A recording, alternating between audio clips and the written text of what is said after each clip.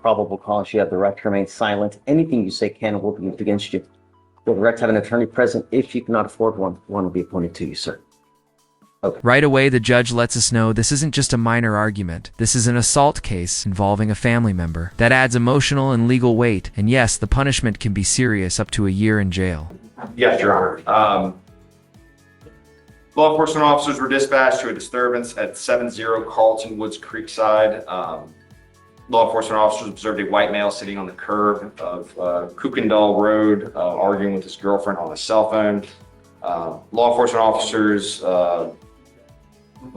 had received an additional call of a disturbance of two parties coming from neighborhood, two individuals coming from a neighborhood party. They observed the complainant and defendant to be highly intoxicated. An Uber had picked them both up, and they both started fighting in the Uber. The Uber drivers pulled over. Fighting in the Uber? In the Uber, yes, Your Honor. The Uber driver pulled over. The Uber driver stated to officers that Fighting in an Uber? That escalated quickly. Have you ever witnessed something wild during a rideshare ride? Drop your craziest Uber stories in the comments below. the defendant was slapping and punching the complainant, who was the defendant's girlfriend. And the Uber driver had called the security officer on duty to get help with the situation. I'm sorry, Your Honor, it's in reading directly. DVD's here. I don't know if Sebastian's had a chance to even look at it yet. Actually, stay close to that area, will you? Don't come here. Stay close to that area. Okay, sorry. So we're just doing PC. All I've heard so far is that they're both highly intoxicated, arguing. He's allegedly punching and slapping in an Uber car. That's all I've heard so far. So then Uber driver pulled over, called the security officer on duty, but the defendant got out and started walking. Yikes. When the cops arrive, the defendant unloads a stream of disrespect. That kind of behavior can instantly turn a minor charge into a major problem. Security guard followed him until he got to the beginning of the subdivision. Then officers arrived and observed the defendant on the sidewalk. Officer tried to talk to the defendant. Once the defendant started to tell the officer, quote, "Leave me the fuck alone. You people are a piece of shit, and that's all you'll do is treat people with no respect." The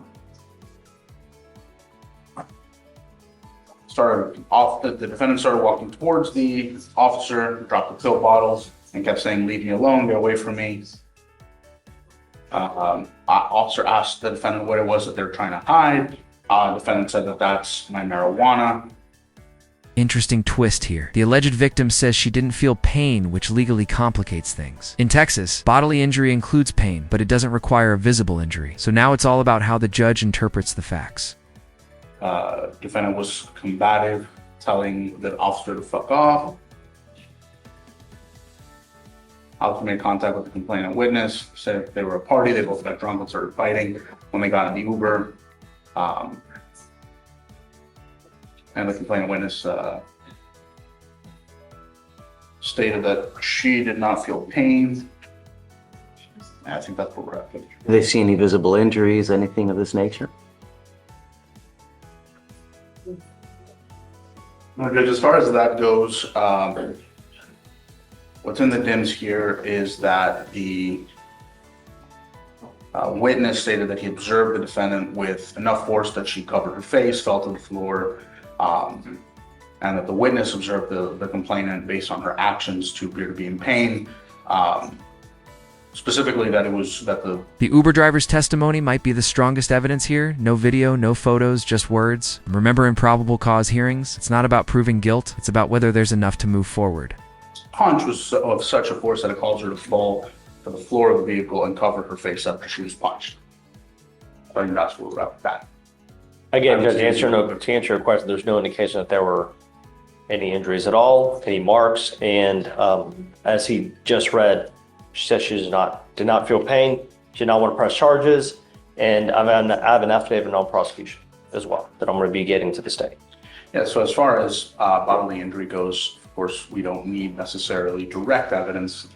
Pain can be something that can be inferred based on conduct. We understand that, you know, a punch of a certain amount of force from a witness's perspective. Did they get any statements from the person who saw the punch to, Again, that was the Uber driver. And that's what the Uber driver said, that based on what they saw, the punch had enough force that it caused her to fall to the ground, covering her face.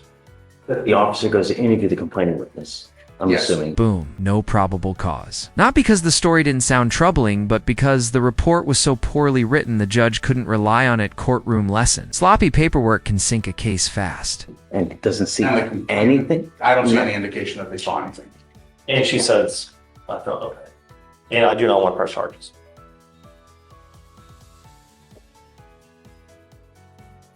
You know, Mr. Child, there are people in life when they drink, they're the life of the party, they're fun to be around.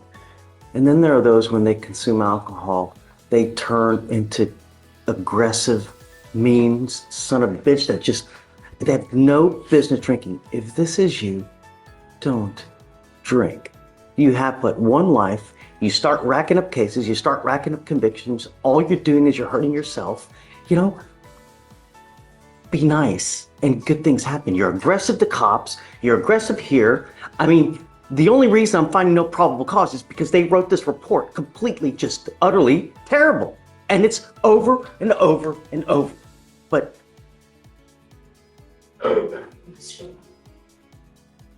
don't drink if you're going to be in jail. You know, really. We have enough death and dismemberment in our city now as it is. Don't be on the news. All right, I'm going to find no probable cause. Thank you, Judge.